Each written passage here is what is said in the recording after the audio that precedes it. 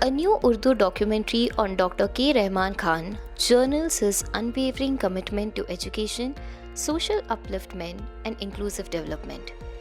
Titled A Guiding Light for the Community, the documentary traces Dr. Khan's contributions as a visionary leader who worked tirelessly for empowerment and institutional growth.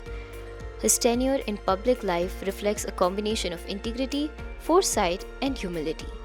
The film emphasizes how his leadership extended beyond politics, focusing instead on strengthening communities, promoting harmony, and nurturing young minds.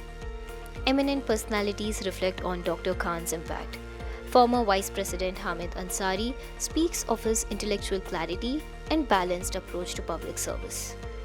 Veteran statesman Yashwant Sinha acknowledges his steadfast principles and dedication to democratic values. Former Rajya Sabha MP Adib highlights his administrative vision and community-oriented initiatives. Former Chief Minister M. Veerappa Moily reflects on his inclusive outlook, while former Minister Roshan Beg and Salar Publications trustee Sadakat Piran recall his accessibility and personal warmth. Adding a lyrical dimension to the film is a soulful ghazal rendered by Raghupati Jai.